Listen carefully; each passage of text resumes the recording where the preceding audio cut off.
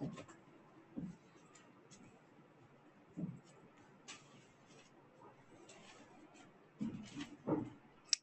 दोस्तों, आप सभी का स्वागत है हमारे चैनल शाश्वत CGPSC CGWAPA में। देखिए, आज हमारे विज्ञान का आपका 16वां क्लास है ना। और यहाँ से आपके परिचारक की भर्ती में 60 नंबर के प्रश्न पूछे जाएंगे। साथ ही देखिए RRB का है ना, जो टेक्नीशियन है, ठीक है, यहाँ लगभग 30 नंबर का जो पोर्शन है ये आपका रहेगा साइंस का, है ना, साइंस का रहेगा। और NTPC में भी आपको 5 से 7 नंबर का साइंस का प्रश्न देखने को मिल सकता है। तो ठीक है, ये सभी एग्जाम के लिए समान रूप से उपयोगी है। ठीक है, चलिए आगे बढ़ते हैं और हम लोग अपने क्लास को कंटिन्यू करते हैं।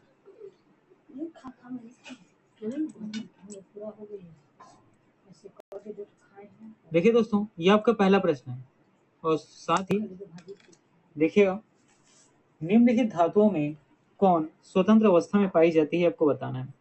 ठीक, याद रखना, धातु होना चाहिए और स्वतंत्र अवस्था में पाया जाता है, मतलब मिश्रित नहीं रहता। ठीक है, मतलब क्या, तो मिश्रित नहीं रहता, अपने फ्री अवस्था में आपको देखने को मिलता है।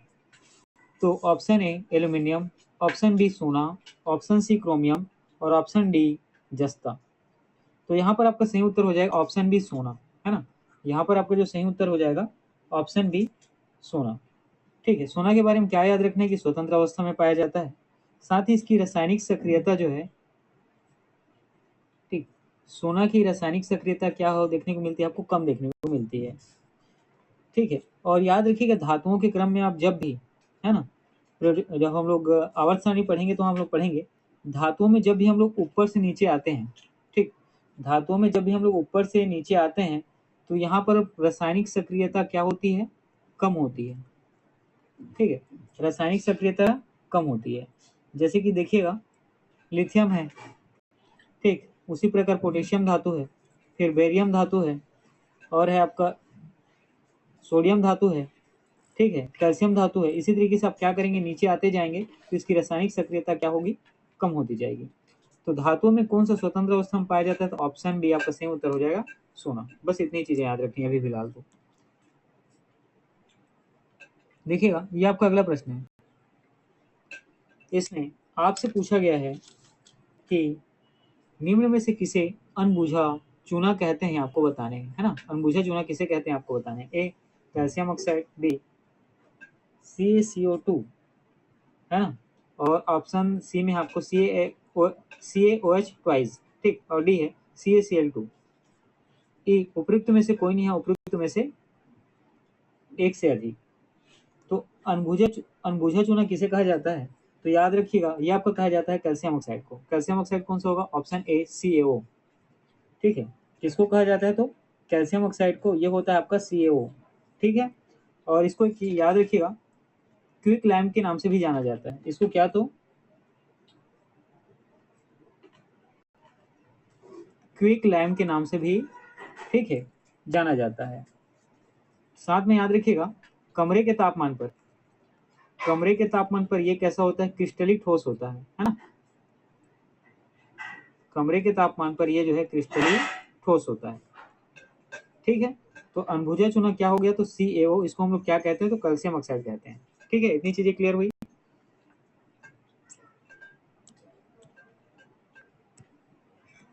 देखिएगा, ये आपका अगला प्रश्न है।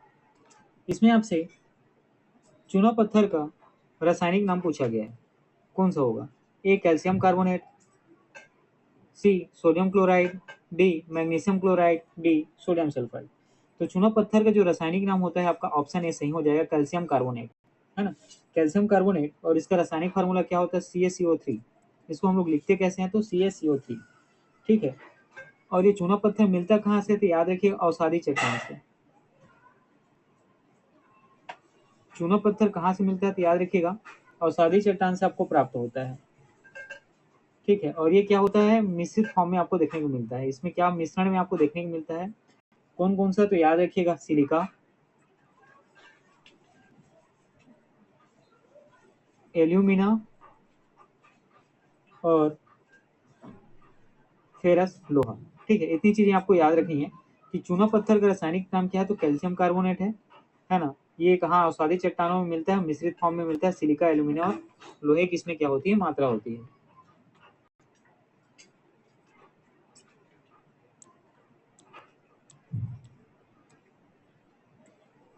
देखिए ये आपका अगला प्रश्न है।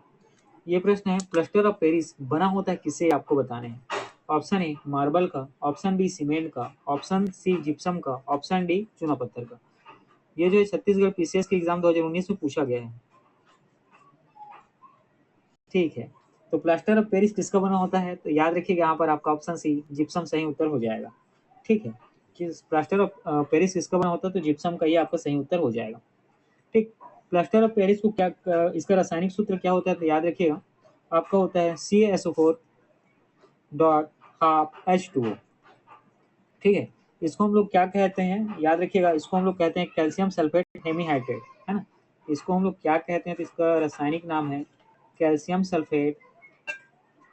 ठीक है, जो आपका CaSO4 है क्या हो गया, कैल्शियम सल्फेट। उसके बाद देखिए यहाँ पे हाफ है, तो हाफ को हम लोग यहाँ पे किसे दर्शाते हैं, तो हेमी से, और H2O को हाइड्रेट, है ना, क्योंकि दो है इसलिए H2 को हाइड्रेट। तो याद रखिएगा ये जो प्लास्टर ऑफ पेरिस है जिसको आप लोग कहते हैं CaSO4 हाफ H2O, इसको हम लोग कैल्शियम सल्फेट हेमीहाइड्रेट के नाम से जानते हैं। ठीक है, और ये किसका बना होता है, तो ऑप्शन सी के हिसाब से जिप्सम का ये बना होता है। ठीक है, और देखिएगा जिप्सम इसका इस्तेमाल जो है शैल्य क्रियाओं में, मतलब देखिएगा जब किसी में क्या किया जाता है ना, पैर हाथ की हड्डी टूट जाती है तो उसको जो प्लास्टर लगाया जाता है वो किसका बना होता है, तो इसी का बना होता है। साथ में मूर्तियों में, है ना, जो मूर्तियां निर्माण करती हैं उसमें सांचे के रूप में भी इसका इस्तेमाल किया जाता है। ठीक है, चलिए आगे बढ़ते हैं।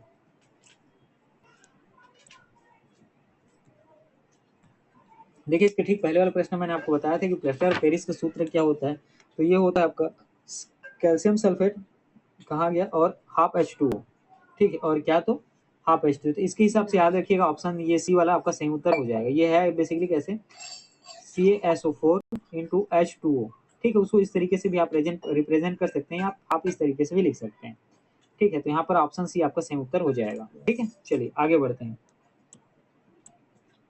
देखिएगा ये आपका अगला प्रश्न है और इसमें आपसे पूछा गया है कि मोनोजाइट किस, अच्छा क्वेश्चन चेंज हो गया है क्या, हाँ ये वाला क्वेश्चन है। देखिएगा इसमें आपसे पूछा गया है कि मोनोजाइट किसका अयस्क है, ये आपको बताने हैं, है ना। मोनोजाइट किसका अयस्क है बताने हैं। ए जार्कोनियम का, सी टाइटेनियम का, बी थोरियम का, डी लोह का। तो याद रखिएगा इसका जो सही उत्तर हो जाएगा ये है थोरियम का। ठीक, मोनोजाइट किसका अयस्क है, तो याद रखिएगा थोरियम का। साथ ही कुछ इसका और भी मिश्रण आपको देखने को मिलता है। तो मिश्रण में आप देख पाते हैं मोनोजाइट में एक होता है आपका लैंथेनम। ठीक, मोनोजेट में थोरियम गैस है, साथ ही लैंथेनम और सीरियम का भी मिश्रण इसमें आपको देखने को मिलता है। ठीक, लैंथेनम और सीरियम का मिश्रण भी देखने को मिलता है। ये एक थोरियम मिलता कहाँ है, तो भारत के केरल के तट पर। ठीक है, भारत के केरल के तट पर पर्याप्त मात्रा में मिलता है। और ये कौन सा ठीक है, किस प्रकार की ये प्रकृति रखता है, तो याद रखिएगा ये परमाणु प्रकृति रखता है ना। किस प्रकार की, तो परमाणु प्रवृत्ति या प्रकृति रखता है। ठीक है, इतनी चीजें क्लियर हुई, चलिए आगे बढ़ते हैं। देखिएगा ये आपका अगला प्रश्न है। इसमें आपसे पूछा गया है निम्नलिखित द्रवों में, है ना, द्रव कहने के लिक्विड में कौन सा ऊष्मा का बहुत अच्छा चालक है। अच्छा चालक कहने का मतलब क्या है, वो ऐसा लिक्विड जो क्या करता है, खुद से ऊष्मा को क्या होने देता है, पास होने देता है। ठीक है, खुद से ऊष्मा को पास होने देता है या गुजरने देता है। ठीक है, ये आपसे पूछा गया है ए पारा। ठीक, या इसको इस तरीके से समझे। ठीक है, ऊष्मा को क्या होने देता है, खुद से पास होने देता है, या कहा जाए कि ऊष्मा उससे क्या होती है, प्रवाहित होती है ना, या ऊष्मा उसकी मदद से क्या होती है, प्रवाहित होती है। ठीक है, तो ऑप्शन ए पारा, ऑप्शन बी पानी, option C ether, option D benzene. तो यहाँ पर आपका जो सही उत्तर हो जाएगा ऑप्शन ए पारा। ठीक है, ऑप्शन ए पारा, ये आपका सही उत्तर हो जाएगा। ठीक है, तो देखिएगा जैसे कि समझिए कुछ धातु के बारे में देखते हैं। धातु जो है ऊष्मा का क्या होता है, तो याद रखिएगा चालक होता है। ठीक, धातु जो है ऊष्मा का क्या होता है, अच्छा चालक होता है। और ज्यादातर धातु किसमें मिलता है, आपको ठोस प्रवृत्ति का देखने को मिलता है ना। ज्यादातर धातु आपको कैसा देखने को मिलता है, तो ठोस देखने को मिलता है। लेकिन पारा कैसा होता है, ये द्रव धातु है। ठीक, पारा कैसा है, तो याद रखिएगा द्रव धातु होता है। और ठीक है, ये क्या होता है, ऊष्मा का अच्छा क्या होता है, चालक होता है। ऊष्मा का अच्छा चालक होता है। ठीक, आप लोग थर्मामीटर में देखा होगा आप लोगों ने, है ना, कि इसका इस्तेमाल किया जाता है। आप अपने बॉडी पार्ट्स में कहीं भी रखते हैं तो उसका क्या करता है, तापमान को ये क्या करता है, कैरी करता है। उसी के अकॉर्डिंग आपको क्या करता है, ठीक है, जो उसके सूचकांक है उसको पार्ट लेकर आपको बताता है। ठीक है, तो निम्नलिखित द्रव में कौन सा ऊष्मा का बहुत अच्छा चालक है? तो याद रखिएगा पारा। ये देखिए आपका अगला प्रश्न है। इस प्रश्न में आपसे पूछा गया है कि निम्नलिखित में से कौन सी धातु सामान्य तापमान पर द्रव अवस्था में होती है? ठीक है, पहली तो याद रखना धातु है, सामान्य तापमान पर मतलब उसका तापमान क्या है, ना तो बहुत ज्यादा है ना बहुत कम है ना, बेसिक्स है। और द्रव अवस्था में होता है आपको बताना है। ए लेड, सी पारा, बी निकल, डी टी। तो यहाँ पर जो आपका सही उत्तर हो जाएगा पारा। पारा जो है सामान्य ताप पर कैसा रहता है? तो द्रव अवस्था में होता है। ठीक, याद रखिएगा पारा जो है ये आपको चांदी जैसे सफेद एवं चमकीली चमकीली दिखाई देता है ना। पारा जो है चांदी जैसे आपको क्या तो सफेद और चमकीली दिखाई देता है। ठीक है, और साधारण ताप पर याद रखिएगा ये द्रव अवस्था में पाया जाता है। साधारण ताप पर किसमें? तो द्रव अवस्था में पाया जाता है। साथ ही याद रखिएगा ये ऊष्मा और ठीक है, ऊष्मा और विद्युत का क्या होता है? तो सुचालक होता है। ऊष्मा और विद्युत का क्या होता है? तो सुचालक होता है। ठीक है, ऊष्मा और विद्युत को क्या होता है? खुद से प्रवाहित होने देता है। ठीक है, और बाकी जो है आपको जो धातु होते हैं, ठीक है, वो कैसे दिखते हैं? तो ठोस प्रकृति के दिखाई देंगे। ठीक है, तो यहाँ पर आपका सही उत्तर हो जाएगा ऑप्शन सी पारा। देखिएगा ये आपका अगला प्रश्न है। इसमें आपसे पूछा गया कि पारे का साधारणतया तापमापी यंत्रों में उपयोग किया जाता है क्योंकि इसकी विशेषता क्या है आपको बतानी है। ये प्रश्न बहुत बार पूछा गया ना, इंपॉर्टेंट प्रश्न है। ठीक, पारे का प्रयोग आप लोग किसमें करते हैं? तापमापी में करते हैं। इसका कारण क्या है यह बताना है। ए उच्च घनत्व रखता है पारा, बी उच्च द्रव्यता रखता है, सी उच्च संचालन शक्ति रखता है, डी उच्च विशिष्ट ऊष्मा रखता है। तो यहाँ पर आपका जो सही उत्तर होगा उच्च संचालन शक्ति रखता है। क्या याद रखना है? तो उच्च संचालन शक्ति रखता है। ठीक है, यही आपका क्या हो जाएगा? सही उत्तर हो जाएगा।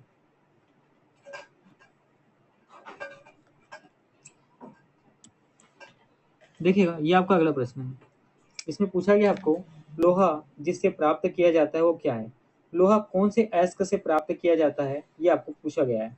ए चूने के पत्थर से, बी पिच ब्लेंड से, सी मोनोजाइट रेत से, डी हेमेटाइट से। तो यहाँ पर आपका सही उत्तर हो जाएगा ऑप्शन डी हेमेटाइट। हेमेटाइट याद रखिएगा वह अयस्क है जिससे क्या किया जाता है? लोहा प्राप्त किया जाता है। उसी प्रकार मोनोजाइट रेत से याद रखिएगा थोरियम प्राप्त किया जाता है। क्या? तो थोरियम। और कहाँ मिलता है? केरल तट पर। ठीक, कहाँ मिलता है? तो याद रखिएगा केरल के तट पर। और उसी प्रकार पिच ब्लेंड ये किससे मिलता है? तो यूरेनियम मिलता है। पिच ब्लेंड जो है ना, इससे क्या निकाला जाता है? तो यूरेनियम निकाला जाता है। ठीक है, पिच ब्लेंड से क्या निकाला जाता है? तो याद रखिएगा यूरेनियम प्राप्त होता है। और चूने के पत्थर के बारे में आप सभी को पता ही है। ठीक है, चलिए आगे बढ़ते हैं। निम्नलिखित लौह अयस्कों में बैलाडीला में किसका खनन किया जाता है? ठीक, क्या है? तो लौह अयस्क है। बैलाडीला नाम का जगह है, ये कहाँ है? तो दंतेवाड़ा में है ना। कहाँ है? तो हमारे छत्तीसगढ़ के दंतेवाड़ा में। इसका किस चीज का खनन किया जाता है ये आपको बताने हैं। ठीक, ए हेमेटाइट का, बी लिमोनाइट का, सी लिमोनाइट का, डी सेडेराइट का, डी मैग्नेटाइट का, ई उपयुक्त में से कोई नहीं है, उपयुक्त में से एक से अधिक। तो देखिएगा यहाँ आपका सही उत्तर हो जाएगा ऑप्शन है हेमेटाइट का। ठीक है, हमारे जो छत्तीसगढ़ के बैलाडीला में जिस लोह अयस्क का उत्खनन किया जाता है वो कौन सा है? तो हेमेटाइट है। ठीक है, हेमेटाइट के बारे में याद रखिएगा ये उच्च गुणवत्ता वाला रखता है ना। ये कैसा रखता है? तो उच्च गुणवत्ता रखता है। ठीक है, ये कैसा क्या रखता है? तो उच्च गुणवत्ता रखता है। ठीक है, तो इस चीज को आपको याद रखना है। मतलब बहुत अच्छे किस्म का क्या है? तो ये लोह अयस्क है। देखिएगा यहाँ पे दो सूचियां दी गई हैं और उसको आपको क्या करना है? सही मिलान करना है ना। उसको हम लोग क्या करेंगे? सही मिलान करेंगे। जैसे हीरा, संगमरमर, बालू, माणिक्य। हीरा किससे मिलता है? संगमरमर कहाँ से मिलता है? बालू किससे मिलता है? माणिक्य। इन सभी का संबंध किस प्रकार का है ये आपको बताने हैं। ठीक है, इन सभी का संबंध किस प्रकार का है ये आपको बताने हैं। ठीक है, तो देखिएगा हीरा है यहाँ पे। हीरा जो है कार्बन का अपरूप होता है ना। हीरा जो है कार्बन का अपरूप होता है। उसी प्रकार संगमरमर, ठीक, संगमरमर याद रखिए किससे? तो कैल्शियम से है ना। कैल्शियम कार्बोनेट से संगमरमर का संबंध है। बालू, ठीक है, अगर आप देखेंगे बालू, बालू से किसका संबंध है? सिलिकॉन का। ठीक, बालू से किसका संबंध है? सिलिकॉन का। और माणिक्य, माणिक्य से किसका संबंध होता है? तो एल्यूमिनियम का है ना। माणिक्य से किसका संबंध है? तो एल्यूमिनियम का। हीरा कार्बन का स्वरूप है, संगमरमर कैल्शियम कार्बोनेट है ना, बालू सिलिकॉन का और माणिक्य जो है आपका एल्यूमिनियम का। ठीक है, इतनी चीजें क्लियर हुई। चलिए आगे बढ़ते हैं। देखिए आपका अगला प्रश्न है और इसमें आपसे पूछा गया है कि निम्न में से कौन सी मिश्र धातु नहीं है आपको बताने हैं। ठीक है, कौन सा मिश्र धातु नहीं है आपको बताने हैं। ए स्टील, बी पीतल, सी ब्रॉन्ज, डी तांबा। तो इसमें मिश्र धातु कौन सा नहीं है आपको बताने हैं। तो यहाँ पर आपका सही उत्तर हो जाएगा तांबा। तांबा जो है क्या है, तो मिश्र धातु नहीं है। स्टील के बारे में देखते हैं, तो स्टील भी क्या है, मिश्र धातु है। ये किसका, तो याद रखिएगा फेरस और कार्बन का मिश्रण करके स्टील को बनाया जाता है। ठीक है, उसके बाद अगला पीतल। पीतल के बारे में याद रखिएगा ये कापर और जिंक का मिश्रण है ना। पीतल जो है कापर और क्या, तो जिंक का मिश्रण होता है।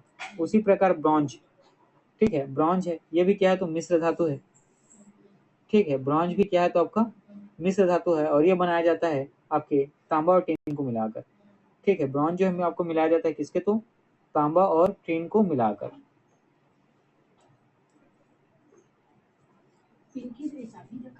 ठीक है, इतनी चीजें क्लियर हुई। चलिए आगे बढ़ते हैं।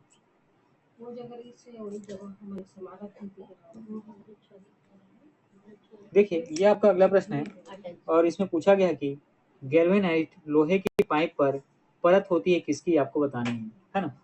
गैल्वेनाइज्ड लोहे की परत, देखिए लोहा है उसको क्या किया जाता है, गैल्वेनाइज किया जाता है। गैल्वेनाइज करने के लिए ठीक उसके बाहरी सतह पर या परत पर किसका, ठीक है, किसका लेपन लगाया जाता है, प्रश्न आपसे पूछा गया है।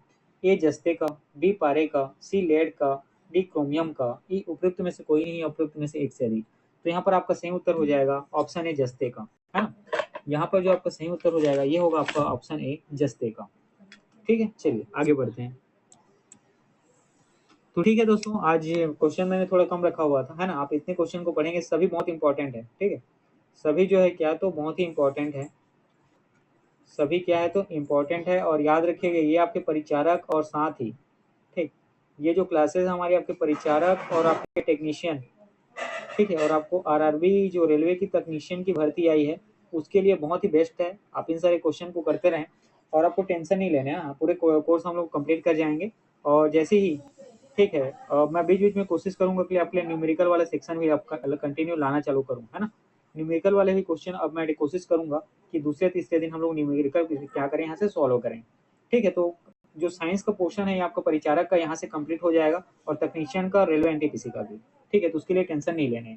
उसके बाद हम लोग हमारी एक क्लासेस डेली 2 क्लासेस मैं लाऊंगा, है ना। एक विज्ञान को और दूसरा आपका हो जाएगा भारत का भूगोल या छत्तीसगढ़ या सीजी का करंट अफेयर का। ठीक है, इतनी चीजें क्लियर हुई। चलिए, और जिनको एनटीपीसी का क्लास चाहिए वो क्या करेंगे, कमेंट बॉक्स में कमेंट करेंगे। ठीक है, चलिए।